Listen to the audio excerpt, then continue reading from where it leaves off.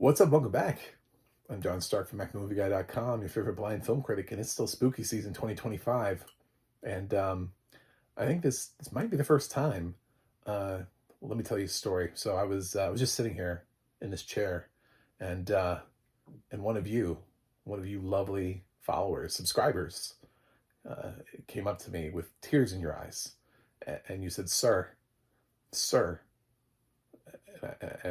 could you please review Dark Harvest?"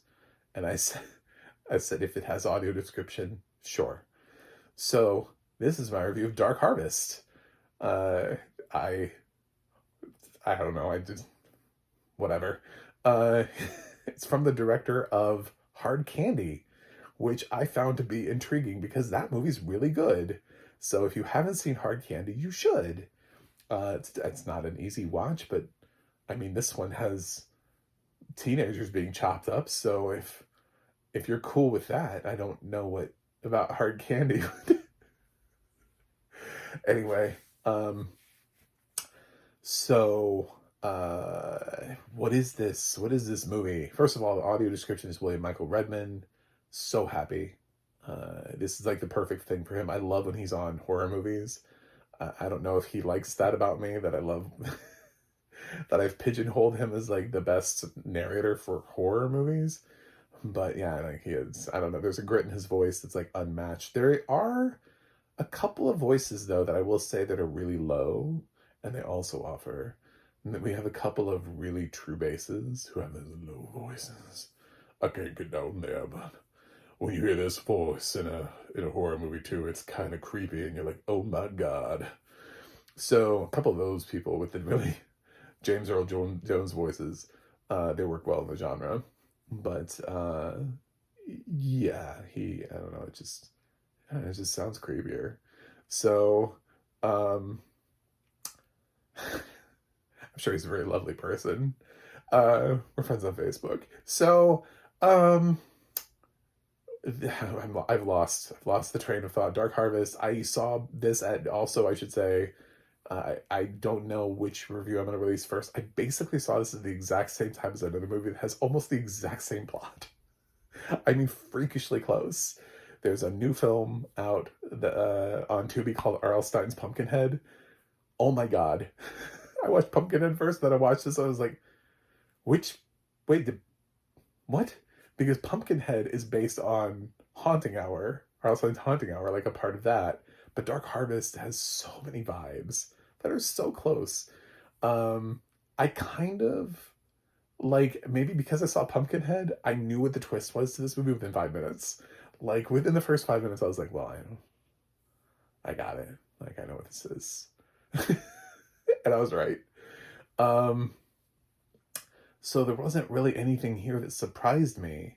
I kind of want to talk about it, so I'm gonna say spoilers. It's just in case, because I want to have the freedom to discuss this movie. It's 2 years old. It's not like super old, so I'd like to at least give some sort of a warning. So there's this town somewhere, I don't know, Kansas or Nebraska or something. This is back in the day where everybody was racist. And that's one of the things. See, this is why I need to talk about the movie, because one of the things I didn't understand is, so this film is like they're trapped like in this bubble, right? Like nobody can leave the town. So I don't know how people migrate here. But basically, this is like some weird, like, inbred town where nobody's ever allowed to leave. You find that out basically by the end of the movie. No one does leave. They really are, like, prevented from leaving the town. Um, so how do they get new people? Where did the families come from? And I had so many questions, but, like, I was like, where did racism come from? First of all, like, how did they get other, like, people of other races? How did new families move here? Because like the one quote unquote new girl in town, you find out in her backstory that her father was from here but left for the war. So I guess they had to uphold the draft. They when the draft happened, like people, they were like, oh, I guess the U.S. government won this one. So, um, and then after losing her parents, she came to stay with her aunt, who's still in this town. So she's technically from this town anyway. She's not like new to the town, which I think would have benefited from seeing somebody who was, Because then it'd be like, oh, people move here. Like there's like a job, there's a recruitment thing to try to get people new to move to the town, because it's so weird that everybody knows what happens and they keep doing this over and over. Because like, so okay, so the town is split between like the rich half and the poor half. And the way that you get in the rich half is every year there's this on Halloween, there's this pumpkin-headed Jack thing. I forgot his name. It's not really important. Um, Bone Man Jack. I don't know. So stupid. Uh, he's up on a scarecrow, like they always are. He's got a pumpkin head. Who comes to life for one night, and the town sends all the boys of a certain age to go fight them, to go fight it, and somebody has to kill it, and then they become the winner. So we see at the beginning that there's this kid Jim who ends up killing the first Jack, for the 1 year, and then we cut forward to like the next year, and his younger brother is now, like a smoking, rebellious teen, a rebel without a cause, but he, like, his family won a house on the, like, they were poor, but now they live on the good side of town, and they won like this Corvette, and the family drives a Cadillac, and they're part of like the Harvester Society, so they're all part of this, like, and then on the other side of town are all the poor people whose kids haven't won. So, but when you know what the movie is, families have to sacrifice their kids every year, but only the boys, not the girls. So I was thinking about, so the families with daughters, are they relieved that they have daughters because the daughters are ineligible to compete? Or are they sad because they'll always be poor and they can't leave the town? I have so many questions about the mechanics of Dark Harvest that I shouldn't have for a horror movie. But listen, if you want to set up a world and bring me into it, you should think these things out. So if you live on the wrong side of the tracks, but you don't have a son, and then also, what about the other kids, like the younger kids, right? Like you have multiple, who has multiple kids? And by the way, if you've lived in this town and you kind of have an idea of what's going on, why do you keep having kids? Like, it's basically like everyone on the poor side of town who's been there for any length of time. I mean, it's their fault. Like, no one here's a good person. Like, the whole town, all of the adults are propagating this and feeding a lot of kids die in this. So, but they're all like, it's all like this generation's, like, it was his older brother and now it's his turn, but he's the main kid. Richie doesn't have to because he won, his brother won, so they're exempted. So Richie is not supposed to enter, but he wants to prove himself anyway, so that's the big thing.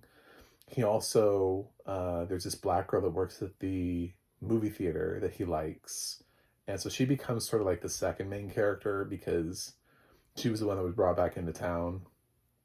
And, well, the world's racist, so they still hate her.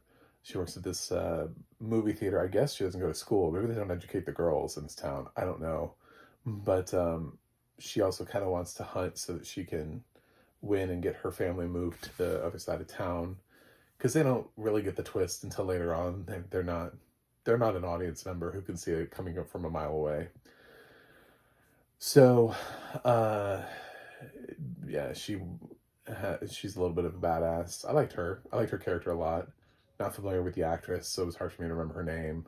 The only couple memorable names here were all the adults, and they don't offer a whole lot to the film. Luke Kirby, Jeremy Davies, Elizabeth Reeser, sort of like the three biggest named characters in the cast.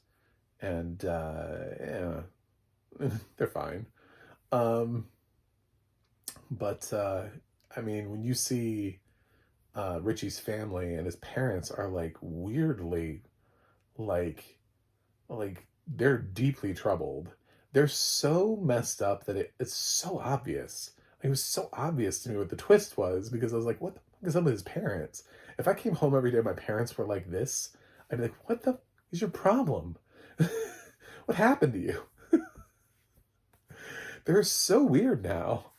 Um, so yeah, I have so many, and so it leads up to this night, right? And so this town, in their infinite wisdom, have decided that the best way to get these kids riled up is to lock them in a room for 3 days and not feed them.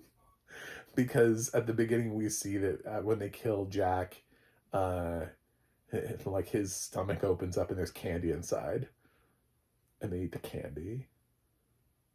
I'm serious. So, uh, I, I guess this is like the weirdest way to trick or treat ever, is to kill a monster and get your candy from the insides of the monster. Anyway, we see the monster also being built. They sew the candy into it, so it's not like this monster just appears with candy. It's given candy that's sewn into its belly. But then when you realize what the belly is, it becomes even more morbid. So this film is kind of gross. And some of the deaths are kind of gory. Like, I was not, because for the first, honestly, for like the first death in the film wasn't that bad. For Jim's sequence, there's like one kid that dies. I was like, well, awesome, whatever. But then when the second generation comes up, and all of these like nameless, faceless characters start getting killed off, man, some of the characters that I actually kind of liked died really early on. They don't do a really good job of building up a supporting cast and learning who these characters are, so it's really hard. There's like, Richie has a couple friends. One of them's like Latino, and I was rooting for him simply because he also faced racism, and I kind of wanted him to at least become more of a major character than he is. But this film doesn't care. Zero fucks were given. He is one of the first deaths. So, and he's one of the few likable characters here. It's one of Richie's friends. So, there really aren't. There are these like three stooges that are like kind of grouped together. Otherwise, the only character that's given any definition is Blake the bully. And so basically, after I think like damn near every kid in this town has died, it's just like Richie, the girl, the black girl, and Blake versus Jack. It ends up in a way where Blake is like the only one that survives. And I'm like, that's such a weird takeaway. It's like the worst character in the movie, the only character with definition that you gave negative definition to, the asshole, the bully, who doesn't have any redemption arc. He doesn't ever change his personality or change his ways. He's a douchebag the whole movie. He's the one that survives. So technically, that's why I wanted to say spoilers, because I had so many thoughts on this. Technically, yeah, Richie and the girl survive. I can't think of her name now. Because he shoots Jack, and so Richie becomes the winner, which is the loser, actually. But he won, and the joke is, you already won once. What are you going to do? Win another house and another? So, but at what cost? This is one of those movies where you go, but at what cost? So, this is one of those movies where it's like, I liked the movie, but it has so many problems. I have so many questions. Like, I want to sit down with the director for like a hot hour and just be like, so what was the choice here? So what were you thinking? Because you made Hard Candy, and that movie's fucking flawless. Like, that movie should have been Elliot Page's first Oscar nomination, hands down. Hard Candy, done. Signed, sealed, delivered. Easy. Like, brilliant. I love Hard Candy. It's a little bit of a tough watch, but only because of the subject matter, not because it's necessarily like graphically. It has a little bit of graphic violence in it, but it's compared to like a pantheon of films that have come out since then, no. So yeah, this film has some decapitations, and one kid gets scalped, and another kid, I'm trying to think of some of these deaths. One kid, he gets killed by another kid. Gets like his head chopped in half or something. There's the kids are so hungry they start robbing the stores, and like one of the store owners blows off one kid's hand. I'm like, what is what happens when you don't feed the kids? So so my takeaway from this was, why don't okay, so you're trapped here, right? You're not letting anybody leave. So these kids are doomed to this fate of having to do this every year where some percentage of them are going to die. Why don't train them? Why even bother with real school? Like, have why not Hunger Games this shit and train them up, arm them, like get them ready for this stuff, make the prize sweet enough so that they want it, and then go. Like, doesn't that make more sense instead of no, they have like they don't do that. So you got some like wimpy nerdy kids who are like forced to fight. It's just, and plus we would actually know them more. See, that's why I'm like, well, we could have character development because with the Hunger Games, you knew who some of the characters were. Like it's easy to still have Katniss and Peeta, right? But you knew who the other kids in the ring were, like Rue and some of those others. Like you were able to get side characters. Um, it doesn't really feel here because a whole bunch of the characters are undefined and they kind of go nameless for a while. And this is one of those old-fashioned audio description tracks where characters are like they don't get names. They're described as something like the dark-haired teen or the whatever. Like they have some sort of weird definition that's given to them until they're given a name. So, which actually kind of made it hard for me later on in the film. There was like one kid that was given a name shortly before he died, and I forgot which character he was. I was like, wait, what character was that? Somebody called out his name like right before his death, and it switched over like maybe a minute or two before he died, and I was having a hard. And I kind of forgot which one he was because they kind of move in packs, like they're little groups. Like that group hangs out together, that group hangs out together. So, yeah, I would have made so many different choices to Dark Harvest. Um, it's tough.